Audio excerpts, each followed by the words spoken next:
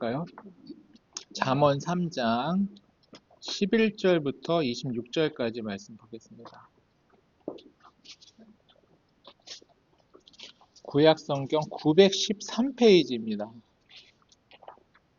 구약성경 913페이지 잠언 3장 11절부터 26절까지 말씀. 저랑 한 절씩 나눠서 교독하도록 하겠습니다. 잠언 3장 11절부터 26절까지입니다. 제가 먼저 읽겠습니다. 내 아들아, 여호와의 징계를 경히 여기지 말라. 그 꾸지람을 싫어하지 말라. 그저 여호와께서 그 사랑하시는 자를 징계하시기를 마치 아비가 그 기뻐하는 아들을 징계하듯이 하시니라. 지혜를 얻는 자와 명철을 얻는 자는 복이 있나니 이는 지혜를 얻는 것이 은혜 얻는 것보다 나고 그 이익이 적은보다 나음이라. 지혜는 진주보다 귀하니 내가 사모하는 모든 것으로도 이에 비교할 수 없도다. 그의 오른손에는 장수가 있고 그의 왼손에는 무기가 있나니 그 길은 즐거운 길이요 그의 지름길은 다 평강이니라. 지혜는 그 얻는 자에게 생명나무라. 지혜를 가진 자는 복되다. 여호와께서는 지혜로 땅에 터를 놓으셨으며 명철로 하늘을 견고히 세우셨고 그의 지혜로 깊은 바다를 갈라지게 하셨으며 공중에서 이슬을 내리게 하셨느니라. 내 아들아, 완전한 지혜와 근신을 지키고 이것들이 내 눈앞에서 떠나지 말게 하라. 그리하면 그것이 내 영혼의 생명이 되며 내 목의 장식이 되리니 내가 내 길을 평안히 행하겠고 내 발이 거치지 아니하겠으며 내가 누울 때 두려워하지 아니하겠고 내가 누울 즉 내 잠이 달리로다. 너는 갑작스러운 두려움도 악인에게 닥치는 멸망도 두려워하지 말라. 대저 여호와는 내게 의지한 이시라. 내 발을 지켜 걸리지 않게 하시리라. 아멘. 오늘 본문의 시작은 하나님께서 내 아들아 라고 말씀하고 계십니다. 우리 함께 잠언을 보면서 벌써 여러 차례 봤죠. 하나님께서 내 아들아, 내 자녀야 계속해서 말씀하시면서 이 말씀의 의미와 또 깊이를 계속해서 넓혀 가시는 부분들을 확인하게 됩니다. 하나님께서 우리에게 부모와 가치가 아니라 부모로서, 진짜 부모님이시니까 가장 좋은 이야기들을 주시고 계신다. 유대인들에게 아버지란 단순한 생물학적 의미를 넘어섰습니다. 당연하죠.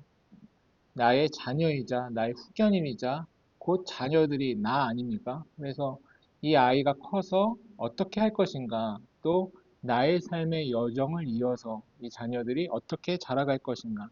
그렇다면 나의 삶의 모든 노하우와 좋은 지혜들을 이 아이에게, 자녀에게 다 가르쳐 주고자 하는 것이 이 부모의 마음이고 하나님의 마음이다라는 점을 보여주고 있습니다.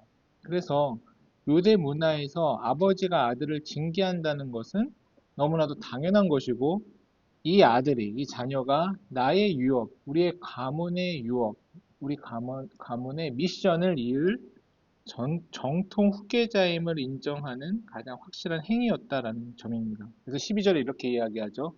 대저 여호와께서 그 사랑하시는 자를 징계하신다. 이 징계가 우리를 혼내려고 하는 것이 아니라, 우리 망해라, 죽어라 하는 것이 아니라 우리가 가장 지혜롭고 믿음의 자리로 나아갈 수 있게 하는 하나님의 도움이다라는 점을 보여주고 있습니다. 우리가 흔히 하나님께서 주시는 것을 징계, 하나님께서 주시는 것을 훈계라고 보고, 이 악한 마귀가 우리를 힘들게 하는 것을 이제 유혹이라고 이야기를 합니다. 그러한 부분에 있어서 징계와 유혹은 큰 차이가 있는 것이죠. 또 다른 이야기로 하면 하나님께서 우리에게 주시는 것을 시험이라고 한다면 악한 마귀가 우리에게 주는 것은 이제 유혹이 되는 것입니다. 영어로 이야기하면 마귀가 주는 것은 템테이션이고 하나님께서 주시는 것은 테스트이자 우리에게 있어서 중요한 가치와 의미들을 선명하게 부각시켜 주시는 거죠. 그러면 그 차이가 뭐가 있을까요? 한번 생각해 보시면 악한 마귀가 주는 템테이션은 어떠한 모양이고 하나님께서 주시는 유혹은 어떤 모양일까? 어떻게 생각하시나요? 악한 마귀가 주는 이 유혹, 템테이션은 우리를 완전히 망가뜨리고 우리를 주저앉게 하려고 하는 겁니다. 근데 하나님께서 주시는 시험은 우리가 그걸 인해서 더 큰 믿음의 자리로, 더 큰 견고함의 자리로, 하나님의 말씀과 유업을 이으는 자리로 나아가게 하는 은혜의 장치다. 진짜 우리가 진짜 자녀임을 확인시켜주는 과정이다라고 설명할 수 있는 거죠. 그럼 이제 문제가 있어요. 우리에게 어려움이 찾아오면 이게 사탄이 주는 유혹인지 하나님께서 주는 테스트인지 어떻게 구별을 할 수 있을까요? 이게 딱 오는 순간 이건 악한 마귀가 주는 유혹, 이거는 하나님께서 주는 테스트. 어떻게 분별할 수 있겠습니까? 제가 야구를 좋아하니까 이게 직구인지 변화인지 알아야 치는데 그 타이밍을 맞춰야지 치는데 이거 어떻게 알 수 있겠냐는 거죠. 정답, 하나님의 뜻을 바라보면 예. 뭘 원하시는지를 바라보면 또 기도하면서 나아가는 그럼 분별할 수 있다. 맞는 말씀이십니다. 제가 드리고 싶은 이야기도 이제 그 말씀인가 맞닿아 있는데, 결론부터 말씀드리자면, 이게 유혹인지 시험인지 우리가 분별할 필요는 사실 없습니다. 왜냐하면 우리가 행동해야 될 것은 동일하니까. 집사님께서 말씀하셨던 것처럼 하나님의 영광을 위하여 우리가 동일한 폼으로 동일하게 스윙을 하면 되는 문제이기 때문에, 아니, 유혹이면 다르게 할 거고, 시험이면 다르게 할 거예요? 아니죠. 우리는 하나님 말씀대로, 하나님께서 기뻐하시는 방식으로 하나님의 뜻을 바라보며 그걸 믿음을 하면 되는 겁니다. 일체의 비결로 하면 되는 문제이기 때문에 이걸 분별할 필요는 없어요. 분별 못했다고 두려워할 필요도 없는 거죠. 모든 문제에 있어서 우리가 하나님께서 주신 이 지혜를 가지고 하나님의 말씀을 순종하려고 하는 마음을 가지고 한결같이 나아가면 된다. 그러한 맥락에서 13절, 14절에 이렇게 이야기합니다. 같이 한번 읽어볼까요? 13절, 14절 시작. 지혜를 얻은 자가 지혜를 얻는 자는 아니라 지혜를 얻는 것이 배우는 것보다는 그 일이 전부가 나옵니다. 예, 그래서 지혜를 얻는 자, 명철을 얻는 자는 복이 있다. 다시 말해 하나님 말씀을 쫓아가면서 하나님께서 주시는 이 테스트의 과정, 또 악한 마귀가 우리를 넘어뜨리려고 하는 유혹의 과정 다 지나다 보면 무엇을 얻게 된다? 지혜를 얻게 되는데, 그 명철을 얻게 되는데, 그러한 자가 진짜 복이 있다라고 말하고 있는 것입니다. 그래서 이 지혜를 얻는 것이 은을 얻는 것보다, 또 이익과 정금을 얻는 것보다 낫다라고 말하고 있는 것이죠. 왜냐하면 우리가 은을 왜 얻으려고 해요? 이익과 정금을 왜 얻으려고 합니까? 세상을 잘 살려고 하는 것이죠. 이런저런 어려움이 온다고 하더라도 그것을 잘 이겨나가고, 그 어려움이 우리를 무너뜨리거나 우리를 낙심하거나 주저앉게 만드는 것이 아니라, 그 어려움이 되려 우리의 가족의 행복과 내 삶의 여러 모양을 더 건강하고 든든하게 만드는 그 과정으로 삼기 위해서 우리는 우리 각자대로 은도 열심히 추구하고 정금도 열심히 추구하고 여러 가지 모양으로 실력도 기르고 삶의 모양도 만들어가고 하는 거 아닙니까? 근데 그 궁극적인 목적이 하나님께서 주시는 우리의 삶의 견고함이라면, 하나님께서 우리의 삶을 행복하게 만들어 주시는 거라면, 진짜 지혜를 얻는 것이 사실 은을 얻는 것보다, 금을 얻는 것보다 중요하다. 왜냐하면 금 얻어서 은 얻어서 뭐 할 건데, 결국에는 삶을 지혜롭게 만들려고 하는 거 아니냐. 그렇다면 하나님을 쫓아 그 길을 해나가라 라고 이야기를 하고 있는 것입니다. 아무리 어려움이 없어 보이는 인생이라 하더라도 그 어떠한 인생도 어려움이 없는 인생은 없습니다. 그쵸? 내가 누군가를 한번 머릿속으로 떠올려 보세요. 내 생각에서 저 사람은 가장 어려움이 없을 거야 하는 그 누군가를 한번 떠올려 보십시오. 떠올리셨어요? 근데 그 떠올린 사람, 제가 이제 마술을 한번 해볼게요. 그 떠올린 사람은 아마 내가 잘 모르는 사람일 거예요. 진짜 잘 아는 사람은 내가 그 사람을 잘 아는 만큼 그 사람의 어려움을 잘 알기 때문에, 저도 막연하게 누군가 떠올렸거든요. 저는 그 어떤 연예인 이런 사람, 저 사람은 막 인기도 많고 사랑도 많이 받고 그냥 잠깐 광고나 몇 번 찍으면 되겠지 뭐. 근데 그 사람 어려움이 없을까? 잘 몰라서 하는 소리죠, 제가 그 사람을. 그 사람 속마음을 안 들어봐서 하는 소리죠. 그렇지 않겠습니까? 그 사람은 더 많은 어려움이 있을 거예요. 그 사람과 친하게 지내고 저랑 통화하는 사이라면 전화할 때마다 자기 어려움을 이야기할 겁니다. 아마 누구 떠올리셨는데 다 모르는 사람, 잘 모르는 사람 떠올리셨죠? 그 사람을 잘 안다는 얘기는 그 사람의 어려움을 잘 안다는 이야기인 거고, 그 얘기는 즉슨 모든 사람은 다 어려움이 있다는 얘기 아니겠습니까? 그러면 반대로 왜 나만 이렇게 힘드냐? 저 사람은 저렇게 편해 보이는데 이런 질문 자체가 무의미해지는 거죠.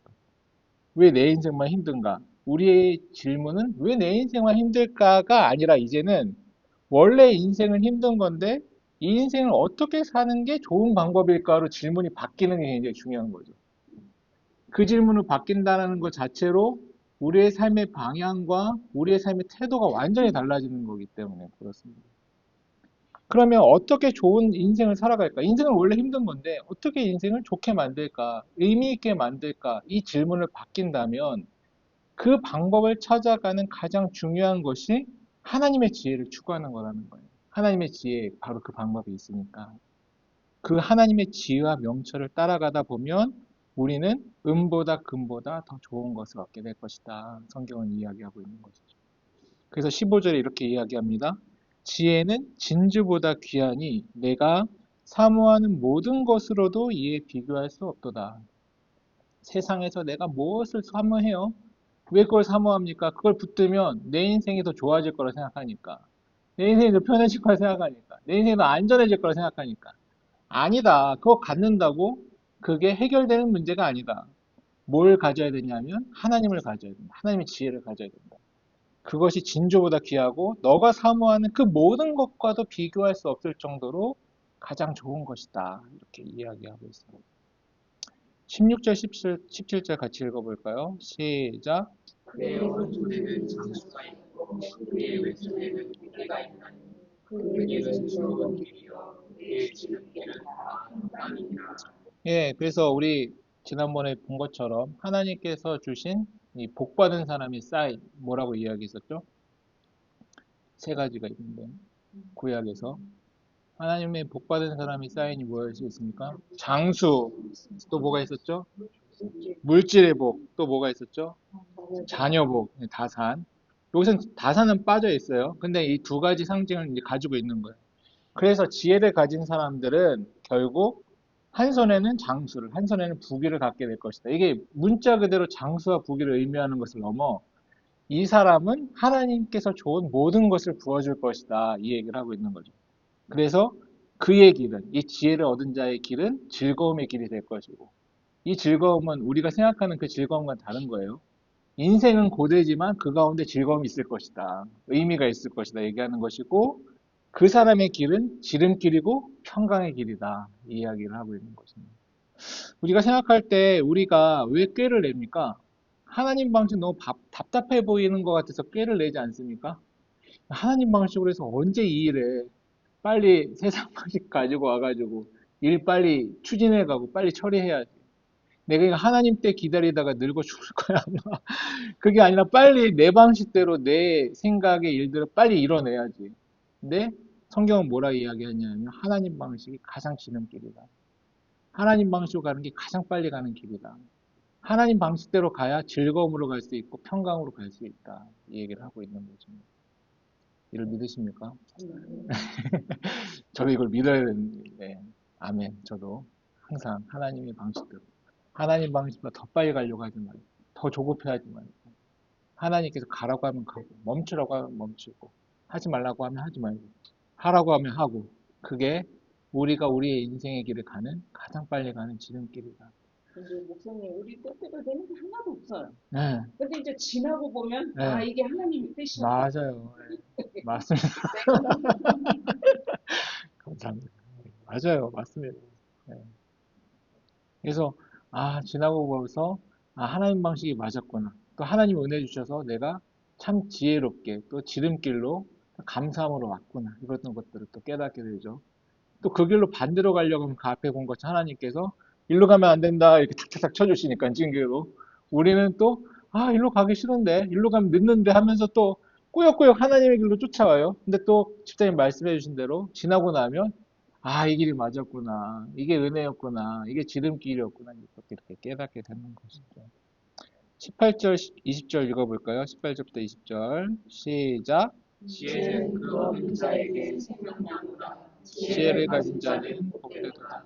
여호와께서는 지혜로 땅에 털을 놓으셨으며 명철로 하늘을 견고히 세우셨고 그의 지시로 깊은 바다를 갈라지게 하셨으며 공중에서 이슬이 내리게 하셨느니라. 네, 우리가 그 하나님을 의지해야 되는 이유는 그 하나님을 지혜라고 고백해야 되는 이유는 하나님께서 생명나무시기 때문이에요.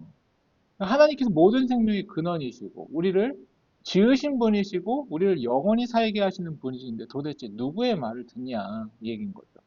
또 하나님께서 이 땅에 터를 놓으신 분인데 이 땅의 일을 내 방식대로 하겠다는 말 자체가 말이 되냐. 이 세상에 하나님께서 지으시고 하나님의 원리대로 돌아가는데 그리고 하나님께서 하늘을 세우신 분인데 어디 가서 어떤 지식과 어떤 방식을 배우려고 하고 그걸 적용하려고 하냐. 하나님 외에 하나님을 벗어서 지혜가 어딨냐. 그의 지식으로 깊은 바다를 갈라지게 하셨고 홍해 얘기를 하죠. 자신의 백성을 바다를 가르시면서까지도 구원하시는 이가 여기 있는데 어떤 힘을 의지하며 어디로 찾아가려고 하는가. 공중에 이슬을 내리시며 마시게 하시고 먹이시는 분이 하나님이신데 누구를 찾아가겠느냐. 하나님으로부터 그 지혜를 구하라 라고 말씀하고 계신 것이죠. 21절부터 26절 같이 읽어볼까요? 시작. 내 아들아 온전한 지혜와 근신을 지키고 이것들이 네 눈앞에서 떠나지 말리라. 그리하면 그것이 내 영혼의 생명이 되며 내 목의 장식이 되니 내가 내 길을 평안히 하고 내 말이 놓치지 아니하겠으며 내가 누울 때에 두려워하지 아니하겠고 내가 누운즉 내 잠이 달리로다. 너는 갑작스러운 두려움도 악인에게 닥치는 멸망도 두려워하지 말라. 대저 여호와는 내가 의지하시니라. 내 발을 지켜 걸리지 않게 하시리라. 아멘. 그래서 이제 쭉 내용들을 정리하면 하나님께서 앞서 말씀하신 대로 온 세상이 창조주이시기 때문에 내 안으로 들어와 나의 지혜를 의지하라 라고 이야기하십니다. 그 지혜를 의지하면 하나님의 모든 복이 그와 함께 할 것이다 이야기를 하시면서 한 손에는 장수를, 한 손에는 부귀를, 이건 진짜 장수와 부귀를 넘어 또 그거 안 주신다는 얘기는 아니에요. 하나님께서 우리에게 진짜 필요한 것들을 하나님의 은혜로 채워주신다라는 이야기를 하고 있죠. 그러면서 21절에 내 아들아 나의 자녀야 완전한 지혜와 근신을 지켜라. 그렇기 때문에 하나님 안에 머물라. 하나님 안에 모든 좋은 게 다 있다. 이것들이 너의 눈앞에서 떠나지 말게 하라. 이렇게 이야기를 합니다. 눈앞에서 떠나지 말게 하라는 이야기는 계속해서 하나님의 말씀을 가까이 하라라는 의미입니다. 계속해서 하나님의 예배의 자리, 기도의 자리, 말씀의 자리에 머물러 있어라 라고 이야기하고 있는 것입니다. 우리 그런 경험 자주 하지 않습니까? 이렇게 수요에서 모여서 말씀을 나누고 요 앞에 나가자마자 풀 들어가자마자 금방 내 생각이 이제 막 들어오기 시작하는 거예요. 주일에 예배 드리고 내려와서 애들을 만나자마자 언제 그랬냐는 듯이 우리가 금방 바뀌는 거죠. 근데 저도 마찬가지니까 그렇죠. 근데 매일과 같이 하나님 말씀 봐야 되는 거예요. 그러니까 네 눈앞에서 떠나지 말게 하라는 이야기가 계속 하나님 말씀 보라. 그 얘기를 하고 있는 거죠. 왜냐하면 우리가 그만큼 약한 존재이기 때문에 하나님 지혜를 따른다는 것은 한두 번 다짐해서 될 일이 아니다. 계속해서 하나님 말씀을 의지하려고 해야 된다. 그 얘기를 하고 있는 것이고요. 그리하면 그것이 너의 영혼의 생명이 되며 너의 목의 장식이 될 것이다. 너의 목의 장식이 된다는 건 하나님께서 영광스러운 나의 존재로 나의 지혜자로 세운다라는 의미를 가지고 있는 것입니다. 창세기를 보면요, 재밌는 것이 이 요셉을 총리로 세울 때 저는 이 맥락을 보면서 묘하게 요셉 생각이 많이 나더라고요. 아까 지름길 얘기한 것도 요셉만큼 인생 꼬인 인생이 없지 않았습니까? 근데 최연소 이제 총리가 되잖아요. 가장 빠른 지름길로 갔었던 거죠. 세상의 생각으로 보면 가장 느릴 것 같던 그 요셉이. 그러면서 그의 목에 파라오가 탁 목걸이를 채워주는 장면이 있습니다. 그게 무슨 의미냐면 내 모든 권한은 사실 얘에게 있다. 나 파라오 역시도 요셉의 지혜를 의지한다. 이런 의미를 가지고 있는 거예요. 그럼 하나님께서 그 목걸이를 채워준다는 의미는 뭐예요? 이 땅에서 나의 대리인으로서, 나의 지혜자로서 이 사람을, 이 하나님의 사람을 내가 증명하고 임명한다. 이 얘기를 하는 거 아니에요? 그러면 우리가 매일같이 하나님의 말씀을 따랐을 때 하나님께서 우리 눈엔 보이지 않지만 하나님께서 채워주시는 은혜의 목걸이가 있다는 거죠. 하나님께서는 그 사람을 통해서 이 땅에 말씀하고 계신 거예요. 지혜들을 보여주고 계신 것인 거고. 우리가 그 역할을 해야 된다. 그래서 내 영혼의 생명이 되며 내 목에 장식이 됩니다. 이건 이제 그런 의미는 성경적 의미를 가지고 있는 거죠. 내가 내 길을 평안히 행하겠고, 그래서 하나님께서 그 지혜자의 길을, 그 목걸이 채운 자의 길을 평안히 만들어 주시겠고, 그의 발이 거치지 않게 하겠다. 그 누군가가 그 사람, 좀 세상 사람들 그러지 않습니까? 좀만 앞질러 가려고 하면 발목 잡으려고 하고, 뒤에서 뒷담화하려고 하고, 저 사람 흠집 내려고 하고, 근데 그것이 절대 거치지 않는다. 아무리 그래보라 그래라. 너의 발목 못 잡는다. 네 발에 거칠 것도 아니다. 그렇게 얘기하고 계신 것이고요. 내가 누울 때 두려워하지 아니하겠고 내가 누운즉 너 잠이 달리로다. 현대인들의 가장 큰 문제 아닙니까? 이런저런 고민 때문에 걱정 때문에 못 자는 사람들 너무 많잖아요. 근데 하나님께 맡기고 하나님께서 그에게 잠을 주실 것이다. 너는 갑작스러운 두려움도 악인에게 닥치는 멸망도 두려워하지 마라. 다시 말해 너는 세상에서 벌어질 그 어떠한 불안 때문에 두려워하지 마라.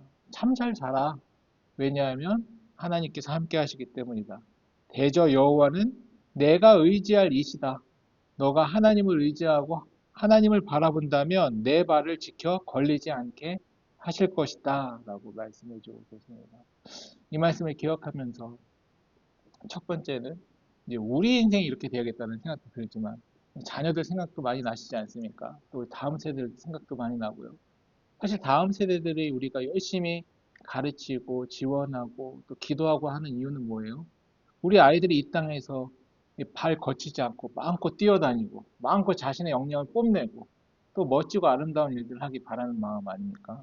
자녀들, 손주들이 주님 안에서 그의 방향으로 나아갈 수 있도록 더 나아가 우리 영적인 가족이 우리 교회의 귀한 자녀들과 다음 세대들이 하나님의 지혜에 붙들리는 이 사명을 함께 이루어감으로 이곳에서 나고 자란 귀한 자녀들이 주님의 이름으로 더 아름답게 펼쳐져 나아갈 수 있도록 또 주님 안에서 복된 자녀로 자라갈 수 있도록 또 우리 가족이 주님의 이러한 은혜가 있도록 우리 함께 기도하며 그 은혜를 구하며 나아가는 모든 성도님들, 직장인들, 권사님들 되시기를 주의 이름으로 축원합니다.